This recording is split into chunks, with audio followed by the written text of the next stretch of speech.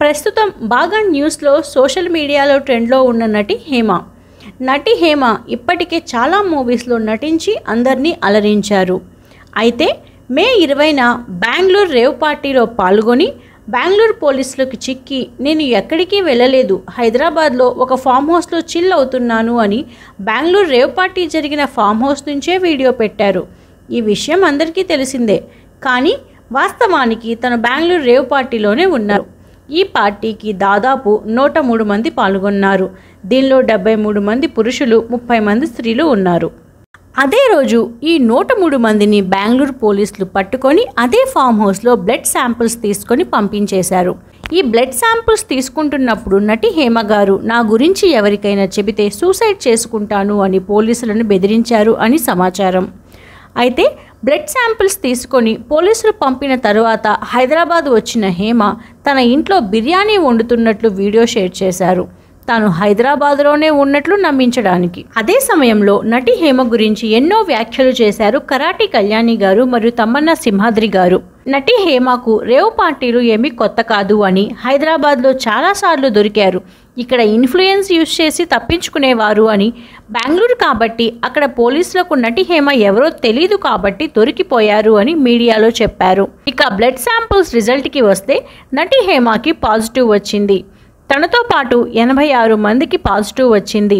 73 మంది పురుషులలో 59 మందికి, 30 మంది స్త్రీలలో 27 మందికి పాజిటివ్ రావడం జరిగింది.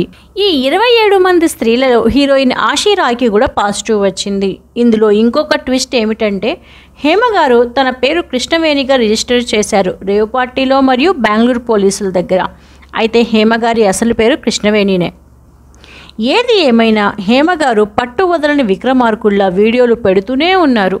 పాజిటివ్ వచ్చిన తర్వాత కూడా థింక్ పాజిటివ్, మనసులో ఏమీ పెట్టుకోకు, ఎవరన్నా ఏమన్నా అంటే ఊరుకోకు, ఎవరితైనా ఏమన్నా అన్నా ఊరుకోవద్దు. సో మనం తప్పు చేయనంత వరకు ఎదుటోళ్ళకి భయపడాల్సిన అవసరం లేదు.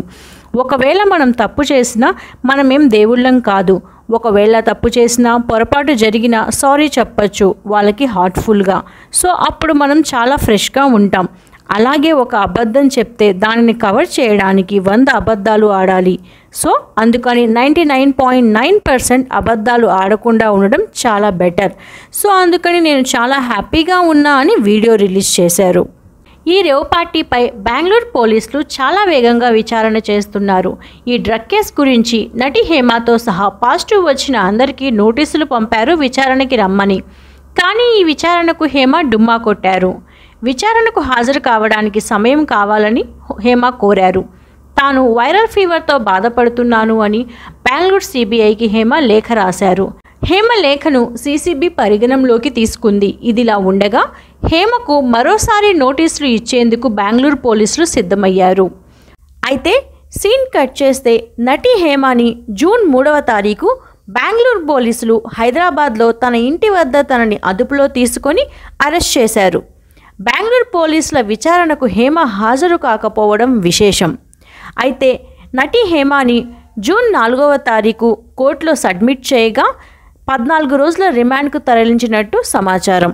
నటి హేమ రేవ్ పార్టీ ఇష్యూ గురించి మీ అభిప్రాయాలని కామెంట్స్ ద్వారా తెలియచేయండి. ఇలాంటి వీడియోస్ కోసం ఛానల్ని సబ్స్క్రైబ్ చేసుకోండి. వీడియో నచ్చితే లైక్ చేయండి. కామెంట్స్ ద్వారా మీకు కావలసిన మిస్టరీ వీడియోస్ని తెలియచేయండి.